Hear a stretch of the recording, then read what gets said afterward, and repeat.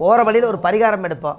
ஒரு அங்கே போனோன்னே அந்த காசியில் போனோன்னே டீ கொடுத்தாங்க, ஏலக்காய் போட்டு நல்ல டீ கொடுத்தாங்க. எதில் கொடுக்குறாங்கன்னா நம்ம ஊரில் டம்ளரில் கொடுப்பீங்க, அங்கே மண் டம்ளர் தான் கொடுக்குறாங்க. நான் அந்த மண் டம்ளரை வச்சு ஒரு பரிகாரம் எடுத்தேன். என்னென்னா இல்லை, செவ்வாய் வந்து மண், எப்படிங்க செவ்வாய் மண். அப்போ சூரியனுங்கிறது சுட சுட ஏற்கனவே சுட்டது, அதைய அதில் டீ கொடுக்குறாங்க. அப்போ செவ்வாய் சூரியன் யாருக்கெல்லாம் சேர்ந்து இடிர்சை கதிர்கூடி எங்கே இருந்தாலும் அமங்கலியன்னு இதெல்லாம் சொல்கிறாங்களோ அவங்கெல்லாம் செம்மண்ணு டம்ளர் டீ குடித்தா அந்த தோஷம் போயிடும் நானே சொல்கிறேன்.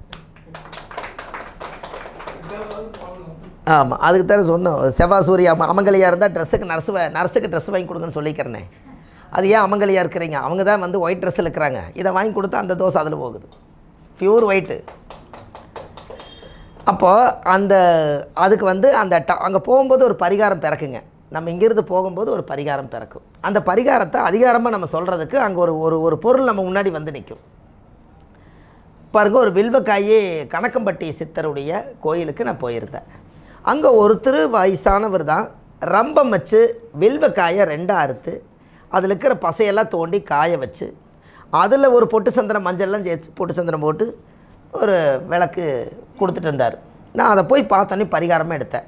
அப்போ யாருக்கெல்லாம் சூரிய தோஷம் இருக்குதோ வில்வக்காய் சூரியனோட ஆதிக்கம். அப்போ திருமணம் ஆகாதவங்களுக்கெல்லாம் சூரியன் என்ற நட்சத்திரம் தான் அந்த கர்மா. அதனால தான் உங்களுக்கு கல்யாணம் நடக்க மாட்டேங்குது. அப்போ கல்யாணம் ஆகாதவங்கெல்லாம் வில்வக்காயில் விளக்கு போடுங்கன்னு சொன்னேன். போட்டனைக்கே 1,00,000 பேர் பார்த்தாங்க, அத்தனை பேர்த்த. இவர் அந்த வில்வக்காய் எனக்கு அங்கே காமிக்காமல் இருந்தாருன்னா எனக்கு அந்த ஞானம் உதயமாகாது. அப்போ வில்வக்காய் யார்? அப்போவே கிரகத்துக்குள்ளே போயிட்டோம். நம்ம ஜோசிட்டு அங்கே கொண்டு போய் வைக்கிறோம். அப்போ வில்வக்காய் சூரியன், எரியிற நெருப்பு சூரியன். அப்போ நம்மளோட கர்மாங்கிறது சூரியன் என்ற நட்சத்திரம் தான் முடக்கு. அப்போ இந்த பாவகத்தை அனுபவிக்க விட மாட்டேங்குது. அப்போ இப்படி தூக்கு. அப்போ யாரெல்லாம் ஆண் பெண் எல்லாத்துக்கும் சத்தியம் சிவனும் அர்த்தநாரீஸ்வரராக அவங்க வாழ்கிறதுக்கு அந்த சிவனுடைய பவர் அதிகமாக வேணும்னா எல்லா எள்ளு விளக்கு தெய்வம் போட்டிருக்கிறோம், எத்தனையோ மாவு விளக்கில் தெய்வம் போட்டிருக்கிறோம்.